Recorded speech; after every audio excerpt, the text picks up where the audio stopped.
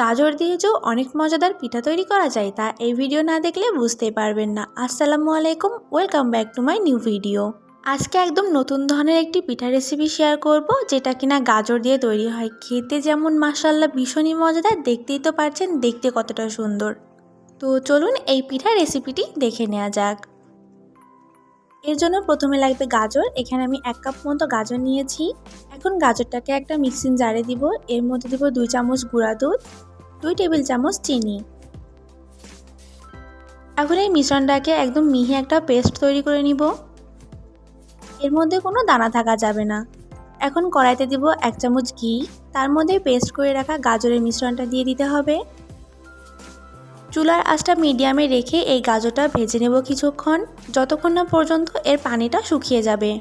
গাজরের পানিটা শুকিয়ে আসলে এখন এর মধ্যে দিব 1 কাপ পরিমাণ পানি। পানির সঙ্গে গাজরটা খুব ভালো করে মিশিয়ে নিব। মেশানো হয়ে গেলে এখন এর মধ্যে দিব পরিমাণ মতো লবণ। পানিতে বলক চলে আসলে এখন এর মধ্যে দিয়ে দিব 1 কাপ পরিমাণ চালের গুঁড়া। এখন খুব ভালো করে চালের গুঁড়াটার সঙ্গে এই পানিটা মিশিয়ে নিতে হবে।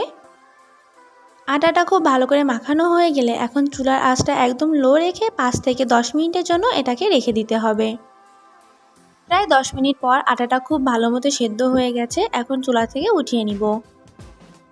এখন একটু গরম থাকা অবস্থায় এই আটার মিশ্রণটাকে খুব ভালো করে মথে নিতে হবে।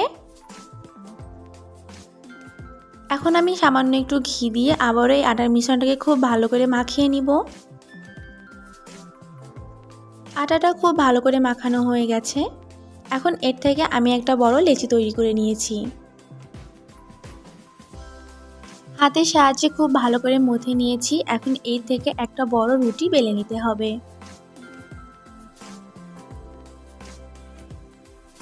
বড় আর একটু মোটা রুটি বেলে নিয়েছি। এখন একটা কুকি কাটার অথবা যে কোনো একটা কাটার দিয়ে এইভাবে গোল গোল আমি রুটি কেটে নিব। রুটির বাড়তি অংশ উঠিয়ে রাখবো পরবর্তীতে ব্যবহারের জন্য। এই রুটিটা দেখে বুঝতে পারছেন কতটা মোটা করেছি। এখানে আমি আগে থেকেই নারকেল আর গুড় দিয়ে একটা পুর রেডি করে রেখেছিলাম। এখন এই পুরটাকে হাতের সাহায্যে এরকম একটু চ্যাপ্টা করে ভেতরে দিয়ে আরেকটা রুটি দিয়ে এরকম আটকে দিতে হবে। এখন চারপাশে চেপে চেপে পাতলা করে এরকম মুড়িয়ে একটা ডিজাইন তৈরি করে নিব। এই ডিজাইনটা করা যেমন সহজ, দেখতেও তেমন অনেক বেশি সুন্দর। একটা আমার পিঠা তৈরি করা হয়ে গেছে, পরবর্তীতে আমি আরেকটা তৈরি করছি। আর ডিজাইনটা দেখতেই পারছেন তৈরি করা কত বেশি সহজ। এই সেমভাবে আমি আবারও রুটি বানিয়ে সবগুলো পিঠা তৈরি করে নিব।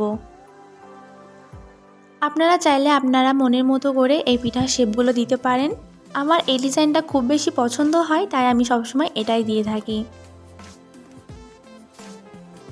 এইভাবে আমি বাকি সবগুলো পিঠা তৈরি করে নিব। সবগুলো পিঠা তৈরি করার পর দেখুন দেখতে কতটা সুন্দর লাগছে মাশাআল্লাহ।